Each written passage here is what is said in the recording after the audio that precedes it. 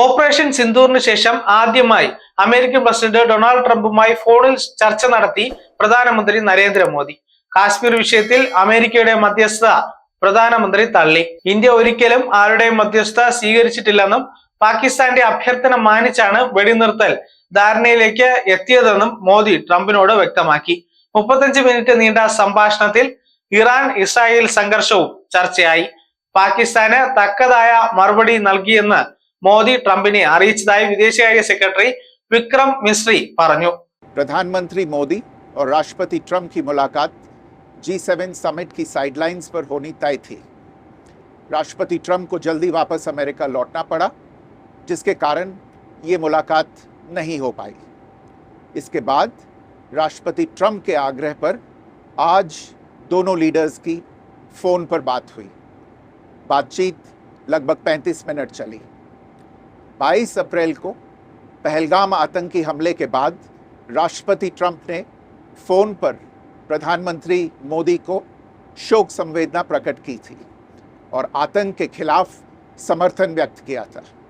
उसके बाद दोनों लीडर्स की ये पहली बातचीत थी। इसलिए प्रधानमंत्री मोदी ने राष्ट्रपति ट्रंप से ऑपरेशन सिंदूर के बारे में विस्तार से बात की। प्रधानमंत्री मोदी ने राष्ट्रपति ट्रंप को स्पष्ट रूप से कहा कि 22 अप्रैल के बाद भारत ने आतंकवाद के खिलाफ कार्रवाई करने का अपना दृढ़ संकल्प पूरी दुनिया को बता दिया था। प्रधानमंत्री मोदी ने कहा कि 6-7 मई की रात को भारत ने पाकिस्तान और पाकिस्तान ऑक्यूपाइड कश्मीर में सिर्फ आतंकी ठिकानों को ही निशाना बनाया था। भारत के एक्शन बहुत ही मेजर्ड, प्रिसाइज और नॉन एस्केलेटरी थे। साथ ही भारत ने यह भी स्पष्ट कर दिया था कि पाकिस्तान की गोली का जवाब भारत गोले से देगा। 9 मई की रात को उपराष्ट्रपति वांस ने प्रधानमंत्री मोदी को फ़ोन किया था। उपराष्ट्रपति वांस ने कहा था कि पाकिस्तान भारत पर बड़ा हमला कर सकता है।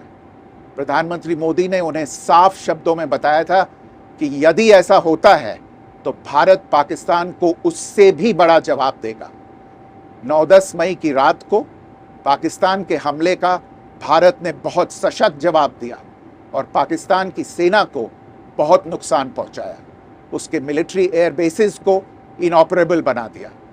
भारत के मुंहतोड़ जवाब के कारण पाकिस्तान को भारत से सैन्य कार्रवाई रोकने का आग्रह करना पड़ा। प्रधानमंत्री मोदी ने राष्ट्रपति ट्रंप को स्पष्ट रूप से कहा कि इस पूरे घटनाक्रम के दौरान कभी भी किसी भी स्तर पर भारत अमेरिका ट्रेड डील या अमेरिका द्वारा भारत और पाकिस्तान के बीच मध्यस्थता जैसे विषयों पर बात नहीं हुई थी। सैन्य कार्रवाई रोकने की बात सीधे भारत और पाकिस्तान के बीच दोनों सेनाओं की एग्जिस्टिंग चैनल्स के माध्यम से हुई थी और पाकिस्तान के ही आग्रह पर हुई थी। प्रधानमंत्री मोदी ने जोर देकर कहा कि भारत ने न तो कभी मध्यस्थता स्वीकार की थी, न करता है और न ही कभी करेगा। इस विषय पर भारत में पूर्ण रूप से राजनीतिक एकमत है।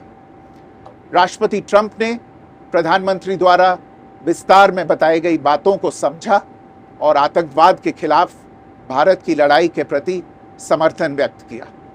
प्रधानमंत्री मोदी ने यह भी कहा कि भारत अब आतंकवाद को प्रॉक्सी वॉर नहीं, युद्ध के रूप में ही देखता है और भारत का ऑपरेशन सिंदूर अभी भी जारी है। राष्ट्रपति ट्रंप ने प्रधानमंत्री मोदी से पूछा कि क्या वे कनाडा से वापसी में अमेरिका रुक कर जा सकते हैं। पूर्व निर्धारित कार्यक्रमों के कारण प्रधानमंत्री मोदी ने अपनी असमर्थता व्यक्त की।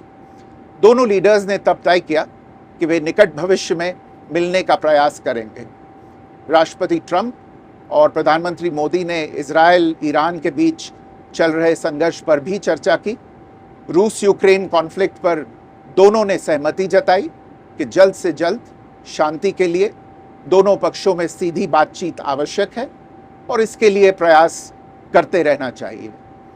इंडो पैसिफिक क्षेत्र के संबंध में दोनों नेताओं ने अपने परिप्रेक्ष्य साझा किए और इस क्षेत्र में क्वाड की अहम भूमिका के प्रति समर्थन जताया।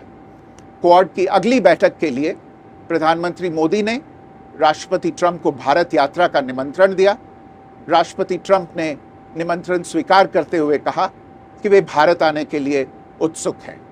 ഓപ്പറേഷൻ സിന്ദൂർ അവസാനിച്ചിട്ടില്ല, ആരുടെയും മധ്യസ്ഥ സ്വീകരിച്ചിട്ടില്ല, ഭാവിയിലും ആരുടെയും മധ്യസ്ഥ സ്വീകരിക്കുകയില്ല.